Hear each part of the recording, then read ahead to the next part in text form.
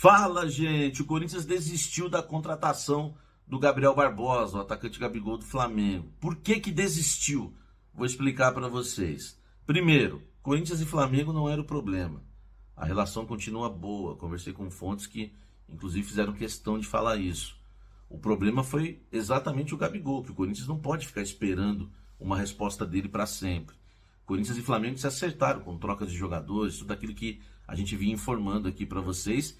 E tudo que foi confirmado, né, pelo Augusto Melo, pela diretoria do Corinthians, esse negócio que realmente estava ocorrendo aí nos últimos 20 dias, quase um mês praticamente de negociação. Então, com um mês de negociação, o Corinthians decidiu encerrar, né, as conversas e não esperar mais pelo Gabigol. Eu conversei com fontes e me falaram, Samir, o problema não foi dinheiro. A relação também com o Flamengo é ótima, só que a gente não pode esperar mais, temos que montar um time e vamos em busca do plano B. Eles têm alguns nomes já, tá? Como plano B. Aliás, o Augusto falou isso, né? O Augusto falou, estou confiante, espero que dê certo, mas se não der certo, nós vamos em busca aí, de outro jogador no mercado. Agora, por que o Corinthians desistiu? O Corinthians ofereceu pro Gabigol um salário aí de praticamente 2 milhões por mês, luvas. Só que o Gabigol não respondia o Corinthians, né? A gente não sabe o que o Gabigol quer. Ninguém sabe o que o Gabigol pretende. Ele quer jogar no Flamengo?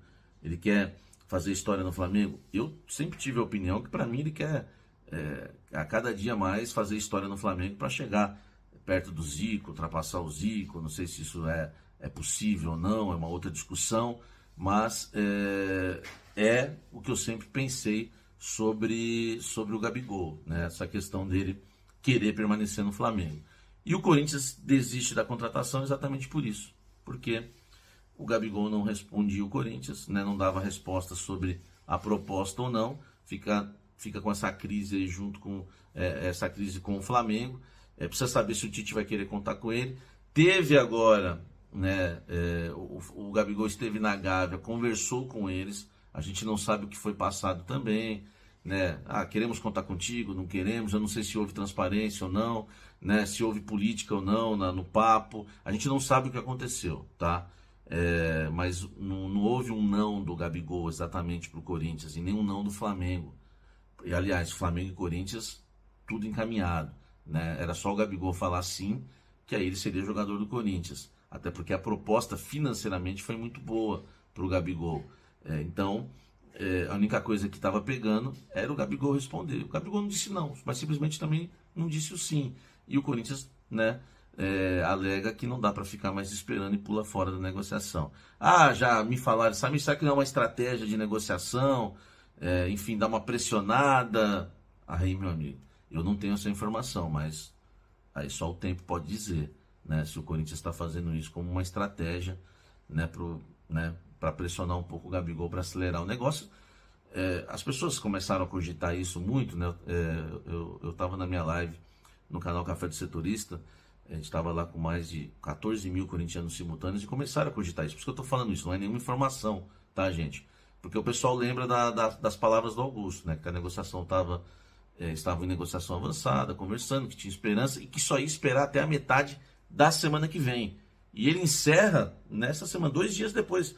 2 dias depois dele falar que ia esperar até a metade da próxima semana, a negociação é encerrada, tá? Eu não tenho, repito, não tenho informação desse negócio de estratégia. Realmente, o que me passaram é que o Corinthians desiste por não poder esperar mais, que precisa montar um time, né? Já fez algumas contratações e vai em busca agora de um plano B, tá? Ele precisa de novos ares. Eu falava, caramba, não é possível que assim, numa negociação tão difícil como essa, o presidente do clube, máximo, a voz máxima do clube, vá em todas as entrevistas e fale publicamente o nome de um jogador que pertence a outro clube. É óbvio que tinha alguma coisa. E aí aconteceu aquilo que faltava. O Augusto falou, inclusive, na posse, que precisaria de uma definição porque dependeria agora deles. Dele, jogador, dele, Flamengo. Mas assim, se o Gabigol já estava meio que topando, o que estava pegando, eu falei aqui para vocês no último vídeo, o Flamengo não queria essa marca de liberar o Gabigol. Gabigol não queria sair de uma forma negativa do Flamengo. Então, assim, a forma como aconteceu, o momento como aconteceu, também não foi o mais adequado. Podia ser legal, porque ele trocaria de ares no momento em que ele não tá meio por baixo lá, mas ao mesmo tempo ele talvez queira deixar uma última impressão. Ele talvez queira disputar mais um ano pelo Flamengo e sair por cima, mesmo que ele assine um pré-contrato e saia de graça na metade do ano. O Flamengo vai ter que correr aí para talvez recuperar alguma coisa com o jogador, porque a renovação vai custar caro, ainda mais se ele começar a fazer gol ou começar a render, vai custar caro, porque aí ele vai exigir aquilo que ele quer, ou vai perder o jogador de graça. Então, assim, por isso que o Flamengo, por todas essas circunstâncias, até se colocou a ouvir, a relação dos dois clubes é boa, o Marcos Braz esteve presente na cerimônia de posse e tudo mais. Mas então eu digo para vocês que houve a negativa. Negativa que não foi por parte nem do Flamengo e nem do Gabigol, foi por parte do Corinthians. O Corinthians resolveu sair do negócio. Não houve um não do Flamengo, nem do jogador. Esse é que é o detalhe. Houve simplesmente uma desistência do Corinthians, porque viu que o negócio ia, talvez por conta dessa situação que eu falei para vocês, não, peraí, vamos tentar esgotar aqui, não vamos querer sair numa ruim, é um ídolo e tudo mais, e a gente entende, tem que ter todo cuidado com um atleta desse tamanho. O Corinthians não quis esperar. E eu acho até que demorou, viu? Acho até que demorou. E aí imagino eu que demorou porque percebia uma intenção do Flamengo em negociar, uma abertura do jogador em conversar, porque senão, gente, o Augusto não teria insistido nisso, inclusive na posse. Na posse ele já teria dito, não, Gabigol, não esqueçam isso aí, ok, a gente tentou, mas aqui já era. Por que ele não falou isso? Porque ainda falou o contrário. Diz que existiam conversas adiantadas. O que você entende por isso? Que o negócio está caminhando. Pois bem, o Augusto Melo percebeu que a coisa não ia andar. E aí eu consegui conversar com uma fonte de dentro do Corinthians hoje, muito ligada ao presidente Augusto Melo, que me disse a seguinte frase, abre aspas, tudo tem limite, fecha aspas. Então, assim, eu simplesmente perguntei, confirma então que o Corinthians desiste? E me disseram que sim, não dá mais, tudo tem limite. Então, o que eu entendo por isso? Porque a fonte também não estendeu mais, de que o Corinthians não mediu esforços, fez uma operação financeira para trazer o jogador, se acertando com o clube, se acertando com o atleta, e o Corinthians percebeu, e o Augusto tem sido muito firme, né, nesse posicionamento, percebeu que o Corinthians estava sendo talvez usado por uma renovação, talvez usado para uma repercussão com a opinião pública. Daqui a pouco assim, bom, vamos ver se o Gabigol indo para o Corinthians, como é que está a repercussão dele junto à torcida, se a torcida aceita numa boa, se a torcida não vai querer perder um ídolo, porque os dirigentes fazem muito isso, né? Os dirigentes, eles medem assim a popularidade, medem a atenção no ambiente, em rede social e tal, com o torcedor não está gostando disso, vamos por aqui, blá, blá, blá. Os dirigentes políticos são assim. E o Flamengo talvez tenha aproveitado essa oferta, essa tentativa do Corinthians para medir como é que está a popularidade do Gabigol, como é que está a popularidade da diretoria, como é que está o Flamengo no mercado, no mercado da bola, na janela de transferências. E aí os caras estavam cozinhando o Corinthians. E o Augusto Melo, que tem sido muito firme, como eu disse, nesses posicionamentos, falou assim, não, chega. Não dá mais. Então, o Corinthians desistiu. E eu também perguntei, e não consegui mais detalhes, se já tinha um plano B. E me disseram que sim. O Augusto já tinha falado sobre isso, né? Ele falou, tem plano B, C. Eu não sei se tem tantos assim. É óbvio que o Corinthians, lá no Seafood, está analisando muitos jogadores.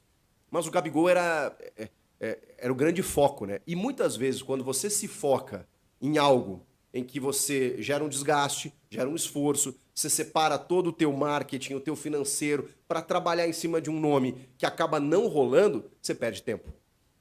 Então é por isso que a presidência, a diretoria do Corinthians nesse momento, resolveu estancar. Não, peraí. Nós estamos trabalhando em cima de um nome que não vai acontecer.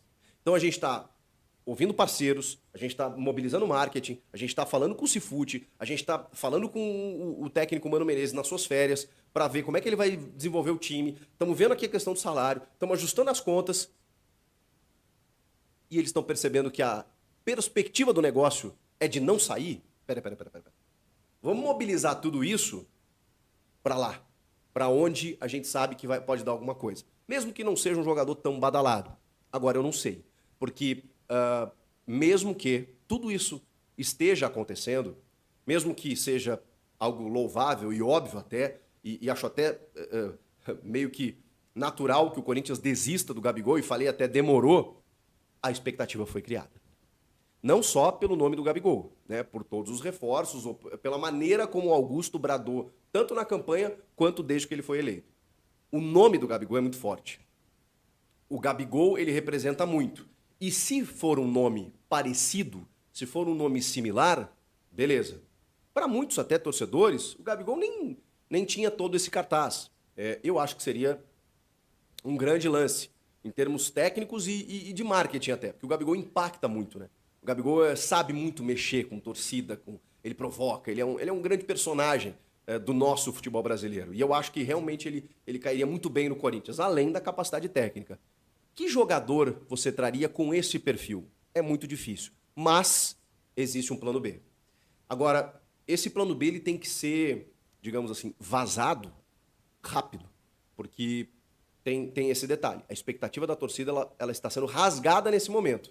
E até agora, você tem Ranieri, Diego Palacios, o lateral Hugo, o Félix Torres, que até não foi anunciado ainda, e o Rodrigo Garro.